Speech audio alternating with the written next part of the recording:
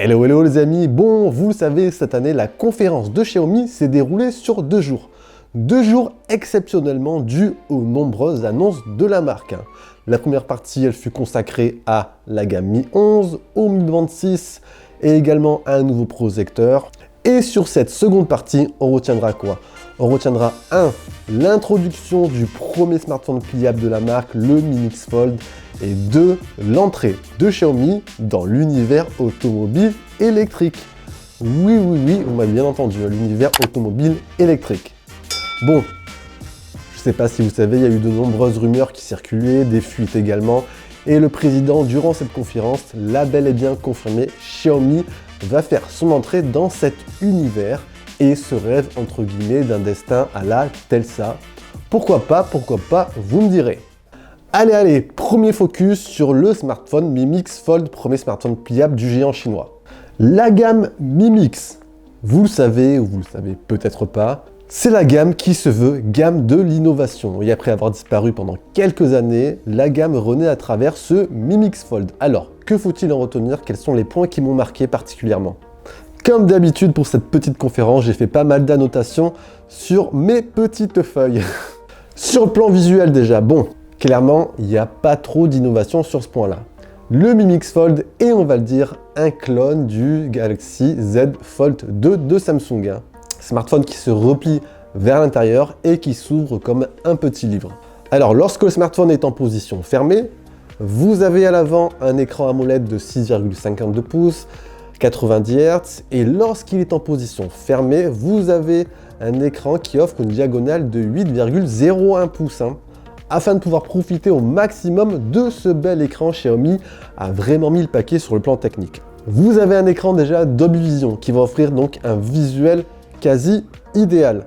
Vous avez également en parallèle, oui, l'introduction de 4 haut-parleurs signés Harman Kardon. Donc niveau multimédia, on sera vraiment aux petits oignons.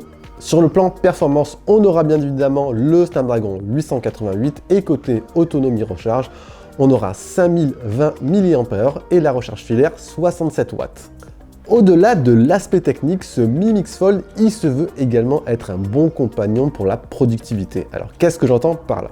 Alors durant la conférence, le président de la marque nous a montré que ce Mi Mix Fold pourrait se transformer en un véritable petit PC avec une interface très proche de Windows.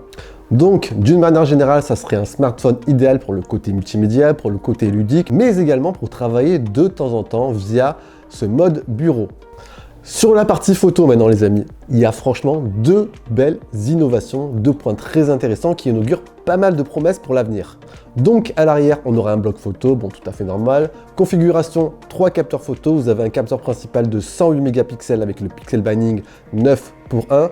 Vous avez un capteur ultra grand angle de 13 mégapixels et un troisième capteur innovant de 8 mégapixels qui pourra à la fois faire office de zoom x30 numérique, mais également qui pourra permettre un mode macro aussi poussé que le Find X3 Pro. Donc, on aura un capteur qui pourra à la fois zoomer et qui pourra à la fois faire office de capteur macro. Si c'est pas énorme tout ça?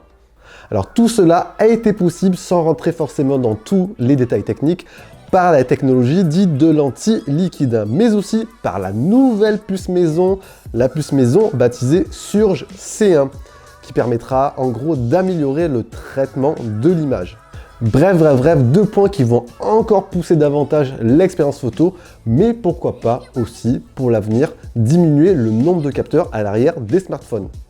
Et pour finir, bon, le smartphone sera lancé à 999 yuan en Chine, ce qui vaut à peu près à 1300 €. Donc, si on rajoute les taxes, le smartphone devrait à peu près se situer aux alentours des 1600 € en arrivant chez nous.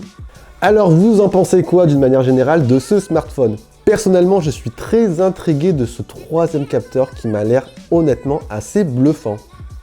Dans la continuité maintenant, il y a une très grosse partie de la conférence qui a été consacrée à l'entrée de Xiaomi dans l'univers automobile électrique. Brièvement, je vais vous la faire très rapide. Une filiale va être spécialement créée pour ce nouveau projet avec pas moins de 10 millions de dollars d'investissement sur 10 ans. En gros, un projet qui naîtra sur le long terme. On pourrait donc s'imaginer, pourquoi pas, rouler en Xiaomi Mi Car d'ici à quelques années. Bizarre, non? Et voilà les amis, c'était le condensé de la seconde partie de la conférence de Xiaomi. Personnellement, j'en retiens quoi? J'en retiens que je suis très impatient de voir ce que va proposer ce Mi Mix Fold entre les mains. Surtout ce capteur qui m'a l'air très intéressant, assez fou honnêtement.